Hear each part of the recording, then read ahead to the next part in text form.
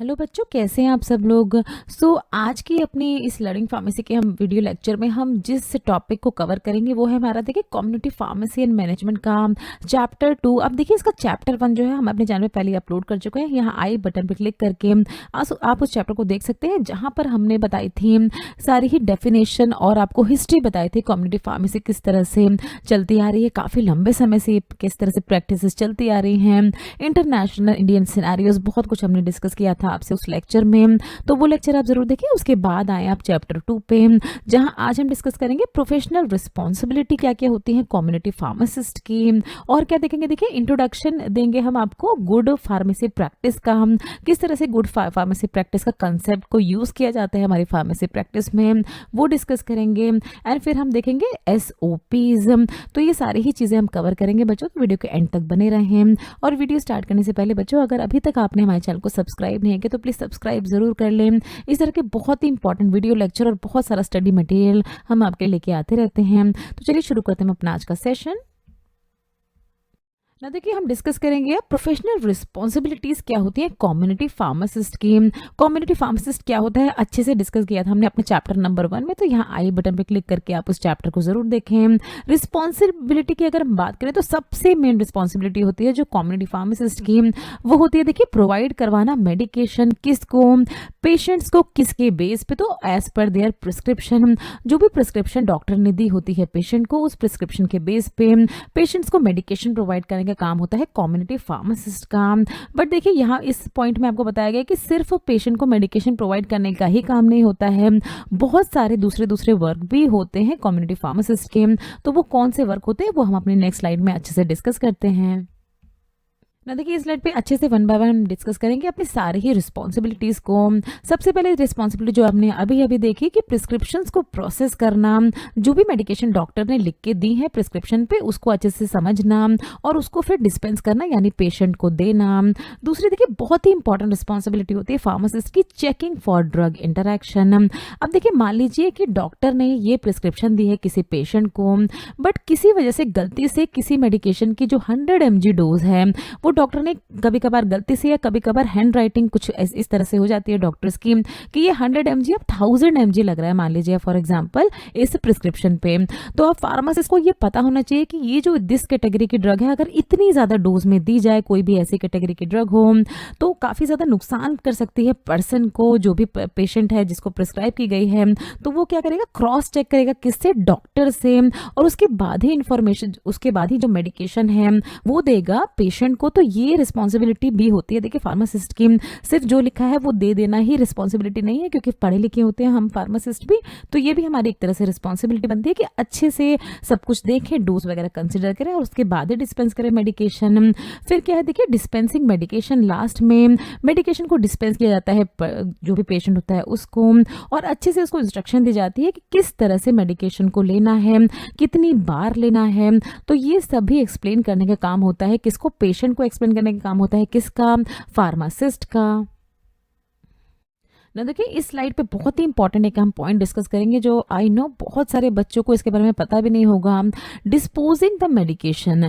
तो देखिए क्या होता है डिस्पोजिंग द मेडिकेशन की अगर हम बात करें, बहुत सारी मेडिकेशन देखिए हमारे घरों में होती है जो अब यूज़ में नहीं आ रही है। अब इसमें देखिए टैबलेट्स भी हो सकती है, इसमें इंजेक्शंस भी होते हैं, कई सारे इंजेक्शन वायल्स या एम्प्यूल्स होते हैं जो अब पेशेंट के काम के नहीं रहे, किसी वजह से पेशेंट ने लेना उसको रोक दिया है। तो इस केस में देखिए बहुत सारे पेशेंट क्या करते हैं, बहुत सारे जो भी लोग होते हैं वो क्या करते हैं, इस तरह की मेडिकेशन को सिंपली ऐसे ही ट्रैश कर देते हैं, ऐसे ही फेंक देते हैं अपने आसपास के जो भी ट्रैश बिन्स होते हैं उनमें, इंजेक्शंस को या टैबलेट्स को।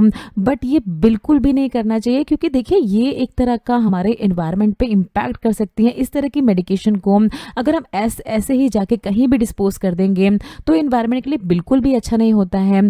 तो ये रिस्पॉन्सिबिलिटी होती है फार्मासिस्ट की कि जो भी नीडेड मेडिकेशन है उनको अच्छे से डिस्पोज करें, अच्छे से मेथड फाइंड आउट करें कि उसको अच्छे से उसको डिस्पोजल हो सके। और क्या है, और इनको फार्मासिस्ट की और एक और रिस्पॉन्सिबिलिटी होती है, जो भी पेशेंट्स होते हैं उनको भी बताना कि किस तरह से सेफ डिस्पोजल आप कर सकते हैं, सेफली एनवायरमेंटल फ्रेंडली वे में आप डिस्पोजल कर सकते हैं इस तरह की मेडिकेशन का। तो ये काफ़ी नया पॉइंट होगा काफ़ी सारे बच्चों के लिए। फिर है देखिए प्रोवाइडिंग एडवाइस। अब कोई भी एडवाइस, जो भी जिस भी तरह की एडवाइस चाहिए पेशेंट को, किसी भी मेडिसिन से रिलेटेड या किसी भी अप्रोप्रिएट प्रोसीजर से रिलेटेड, किस तरह से मेडिकेशन लेनी है, कब लेनी बंद करनी है, जो भी प्रिस्क्रिप्शन पे लिखा गया है, सारी ही एडवाइस प्रोवाइड करने का काम होता है किसका, फार्मासिस्ट का। थर्ड पॉइंट में हमें बता रहे हैं देखिए प्रमोशन ऑफ हेल्दी लाइफस्टाइल।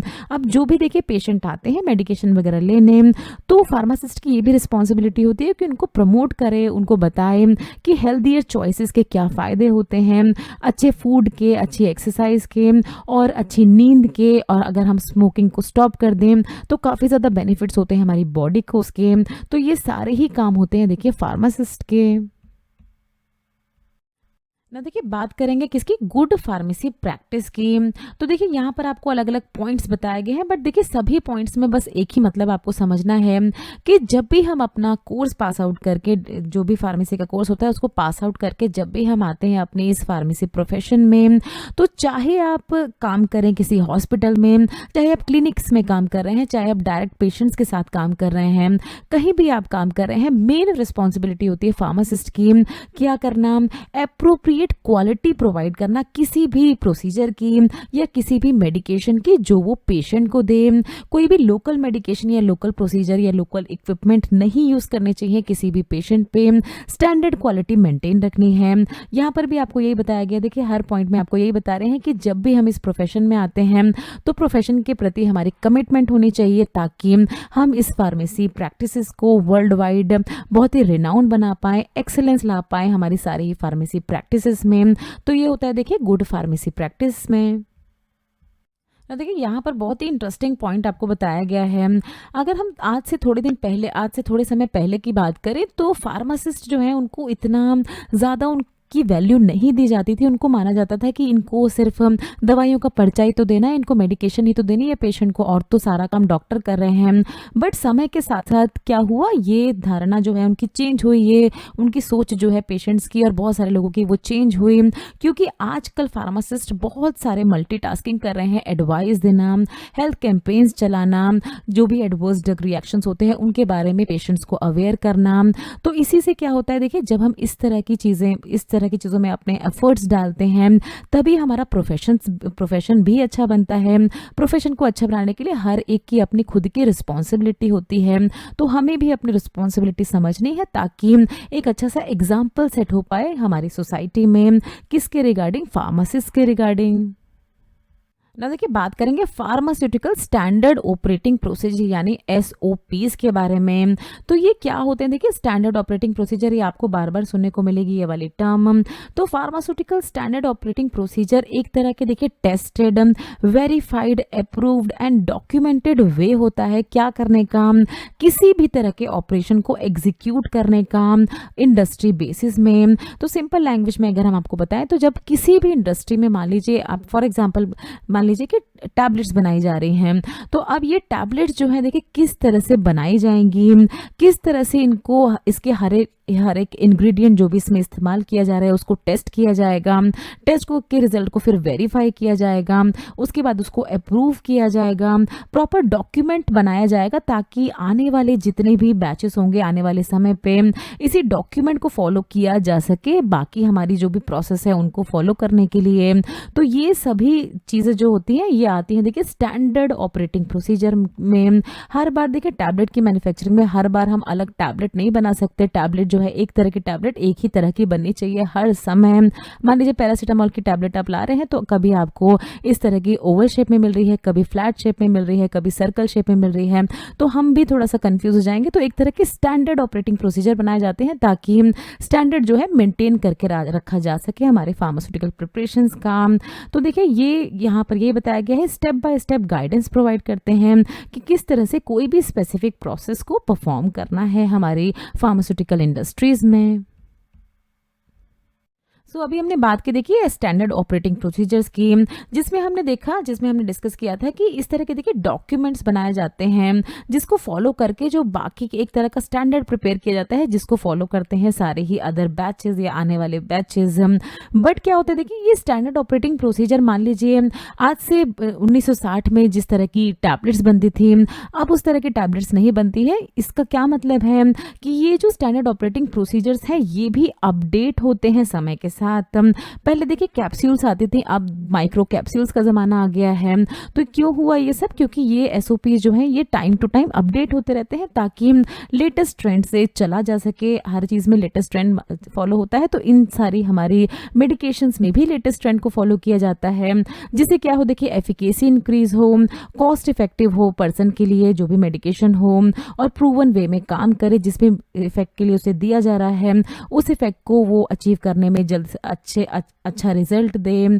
तो ये सारे बस इस पॉइंट में यही बताया गया है कि ये सारी ही चीज़ें जो हैं ये टाइम टू टाइम अपडेट भी होती रहती हैं। अब देखिए डॉक्यूमेंट तो बना दिए हमने स्टैंडर्ड ऑपरेटिंग प्रोसीजर के, बट वो फॉलो किए जा रहे हैं या नहीं, अब ये देखने का काम किसका होता है? तो ये देखने का काम होता है इंस्पेक्टर का।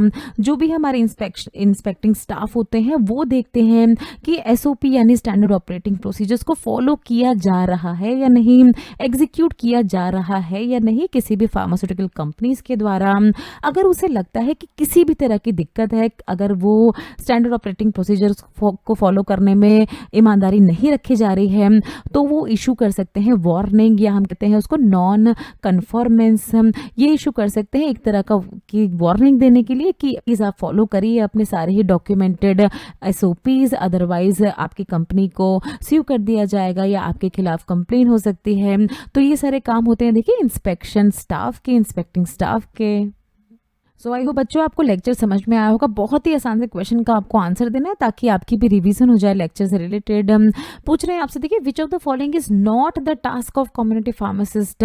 कौन सा टास्क नहीं करता है कम्युनिटी फार्मासिस्ट? तो फर्स्ट है देखिए प्रोसेसिंग प्रिस्क्रिप्शन, सेकेंड ऑप्शन में आपको दिया है checking for the drug interaction, and third है प्रिस्क्राइबिंग मेडिकेशन। तो आंसर देना है बच्चों आपको उसका कमेंट सेक्शन में। नेक्स्ट वीडियो में हम डिस्कस करेंगे अपना कम्युनिटी फार्मेसी एंड मैनेजमेंट का चैप्टर 3, जिसमें हम देखेंगे प्रिस्क्रिप्शन एंड प्रिस्क्रिप्शन हैंडलिंग किस तरह से की जाती है हमारी फार्मेसी में। सो बच्चों अगर वीडियो अच्छी लगे तो वीडियो को लाइक ज़रूर करें, चैनल को सब्सक्राइब ज़रूर किया करें, इसी तरह से हमें अपना सपोर्ट दिखाते रहें। तो चलिए मिलते हैं हम अगली वीडियो में आपसे, तब तक आप लोग अपना ध्यान रखें। ये कुछ हमारे रिलेटेड वीडियोस के लिंक है जिन पे क्लिक करके आप इनको देख सकते हैं। दोस्तों लर्निंग फार्मेसी पे आने के लिए और ये वीडियो देखने के लिए आपका बहुत बहुत शुक्रिया। मिलते हैं अगले वीडियो में।